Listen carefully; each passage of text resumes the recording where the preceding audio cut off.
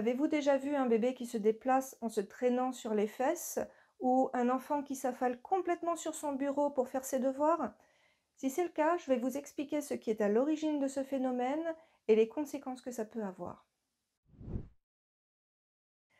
À la naissance, un bébé va naître avec un programme neurologique qui va lui permettre d'atteindre les différentes étapes clés de son développement moteur. Une des étapes clés va consister à venir chercher la position à quatre pattes, et cela sera possible en exploitant les réflexes toniques symétriques du cou ou RTSC. Le RTSC permet à l'enfant de quitter la position ventrale.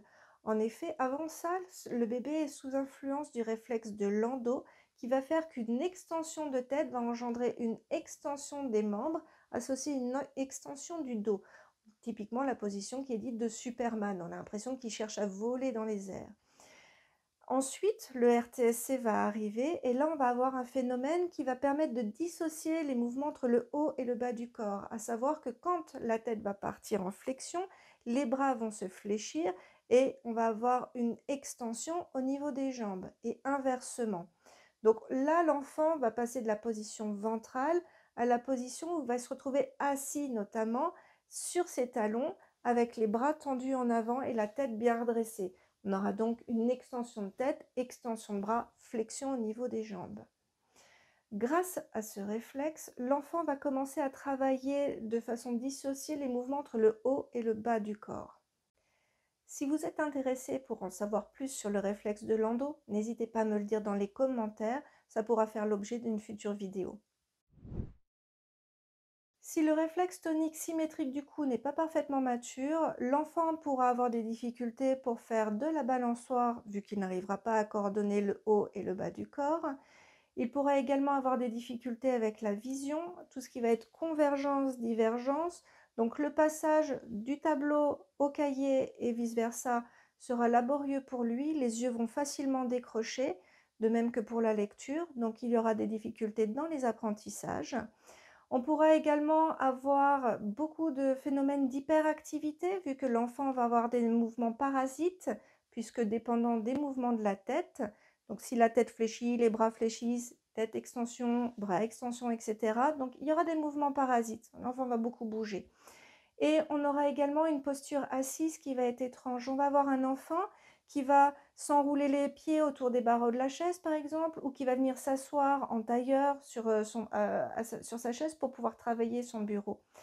On aura également des phénomènes où il va complètement s'avachir, vu que flexion de tête égale flexion du haut du corps, donc il va venir s'écrouler sur son bureau. Pour tester le RTSC, on va demander à l'enfant de se positionner à quatre pattes, de venir creuser le bas du dos et de venir faire des mouvements de flexion et d'extension au niveau de la tête. On va lui demander de faire ça plusieurs fois, sachant que si le réflexe est immature, plus il va effectuer ce mouvement, plus on pourra observer le réflexe. Donc ce qu'on va rechercher, c'est des mouvements au niveau du bassin, du dos ou des bras, notamment les coudes. Donc en flexion de tête, on pourra constater une flexion au niveau des coudes, un dos qui va s'arrondir et des fesses qui vont chercher à avancer un petit peu, comme si l'enfant se préparait à aller chercher un mouvement comme une galipette. Et avec l'extension de la tête, on aura une extension des bras, le dos qui pourra se creuser, les fesses qui vont reculer, éventuellement venir carrément s'asseoir sur ses talons quand le réflexe est très très immature. Si vous avez retrouvé un RTSC immature, vous pouvez effectuer l'exercice que je vais vous décrire à raison d'une ou deux fois par jour, une trentaine de répétitions, et sur un laps de temps qui va de 1 mois à 6 semaines. Donc vous allez demander à l'enfant de se positionner à plat ventre, en appui sur les avant-bras, tête redressée, puis vous allez lui demander de faire les yeux vers le bas, la tête qui s'enroule, les yeux qui se redressent, la tête en arrière, et ainsi de suite. Toujours débuter le mouvement par les yeux. Ça va aider le corps à apprendre à dissocier les mouvements entre ce qui se passe au niveau de la nuque, les épaules et le bas du corps. J'espère que cette vidéo vous aura apporté un point de vue différent concernant le développement de l'enfant. Je vous dis à très bientôt pour la prochaine vidéo et n'hésitez pas à vous abonner. À bientôt!